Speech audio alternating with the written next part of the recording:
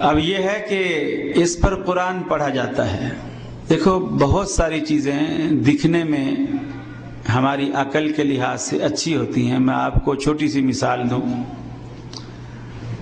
آپ دودھ والے ہیں اور آپ کی یہاں دودھ کی دکان ہے. آپ کے یہاں تو بند ڈبے ملتے ہیں شاید آپ کو، لیکن آپ جو لوگ باہر سے پاکستان انڈیا سے آئے ہوئے ہیں ان کو پتہ ہے وہاں جہاں بھینسیں ہوتی ہیں وہاں دودھ کے بڑے بڑے ٹب رکھے ہوتے ہیں، ان میں دودھ ہوتا ہے اور اسی سے بھر بھر کے لوگ دیتے ہیں. آپ کی دودھ کی دکان ہے اور آپ کی دکان مکے میں ہے،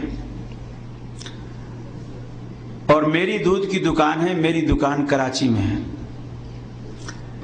میں بھی اس میں پانی ڈالتا ہوں، آپ بھی اس میں پانی ڈالتے ہیں دودھ میں، لیکن میں کراچی کا پانی ڈالتا ہوں، آپ زمزم ڈالتے ہیں. ہم گناہ میں دونوں برابر ہیں یا آپ زیادہ پکے مومن ہیں؟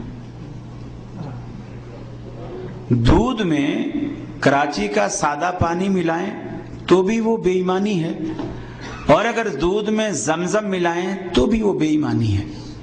حالانکہ رسول اللہ صلی اللہ علیہ وسلم نے فرمایا جو شخص زمزم کو پیٹ بھر کر کوئی مراد دل میں رکھ کر پیے، اللہ رب العالمین اپنے فضل سے اس کی مراد کو پورا کر دیتا ہے. آپ بھلے یہ حدیث بھی ذہن میں رکھ کر دودھ میں زمزم ڈالیں تو بھی بے ایمان کہلائیں.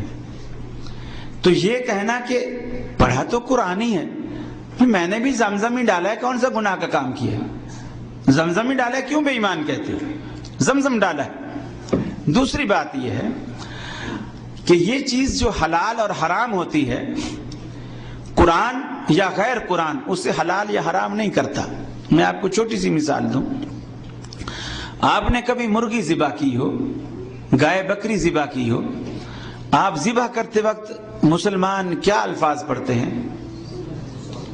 بسم اللہ واللہ اکبر. آپ جب چھری چلاتے ہیں یہ تکبیر پڑھ کر، آپ میں سے کوئی شخص حافظ ہے، آپ کہتے ہیں، وہ حافظ صاحب کہتے ہیں کہ یار یہ بسم اللہ واللہ اکبر تو وہ پڑھے جسے قرآن نہ آتا ہو، مجھے تو قرآن آتا ہے. اب وہ پوری سورہ یاسین، سورہ مزمل، سورہ مدثر، سورہ رحمان پوری پڑھ کر پھر اس مرغی کو ذبح کرے. ایمانداری سے بتائیے مرغی حلال ہے یا حرام ہے؟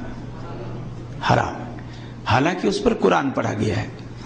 اب اسے قرآن نے حرام نہیں کیا، اسے قرآن نے حرام نہیں کیا. حرام کس چیز نے کیا؟ کہ یہ جو بسم اللہ واللہ اکبر پڑھنا تھا یہ بھی حلال نہیں کرتا. اگر بسم اللہ واللہ اکبر حلال کرتا ہوتا تو آپ کتے کو ذبح کرتے وقت یہ پڑھ کر دیکھیں، کبھی حلال نہیں ہوتا. آپ کتے پر یہ تکبیر پڑھیں تو کتا حلال ہوگا؟ نہیں ہوگا. اگر یہ الفاظ حلال کرتے تو اس جانور کو حلال کرتے جو حرام ہے. گائے بکری مرغی تو ہمارے مذہب میں پہلے حلال ہے، تو گویا تکبیر حلال نہیں کر رہی، حلال کر رہی ہے شریعت. اب وہ شریعت کیا ہے؟ رسول اللہ صلی اللہ علیہ وسلم کی جو تعلیم ہے کہ آپ نے فرمایا جانور کو ذبح کرتے وقت تمہیں یہ الفاظ کہنے ہیں. اب حلال کیوں ہو رہی ہے؟ سنت کی مطابقت کی وجہ سے. جس نے قرآن پڑھا ہے وہ حرام کیوں ہو رہی ہے؟ سنت کی مخالفت کی وجہ سے. اب کھانا جب پک جائے، آگے آ جائے، تو رسول اللہ صلی اللہ علیہ وسلم نے اس کی جو دعا بتلائی، جیسے ذبح کی دعا بسم اللہ واللہ اکبر ہے، کھانا کھانے کی دعا بسم اللہ ہے، آپ نے وہ بتلائی، آپ بسم اللہ پڑھ کے آپ کھائیے. آپ کیوں دوسرے لمبے چوڑے چکروں میں پڑھتے ہیں؟ تو یہ سنت کی موافقت اور سنت کی مخالفت یہ اس سے حلال اور حرام کرتی ہے. تو یہی چیز اس کے اندر ہے کہ کھانے کے اوپر جب آپ یہ صورتیں یا کوئی چیزیں پڑھتے ہیں تو وہ سنت کی مخالفت میں آتی ہیں، اس لیے وہ چیز بدعت ہے. جناب فضیلت الشیخ، بعض ٹی وی چینل پر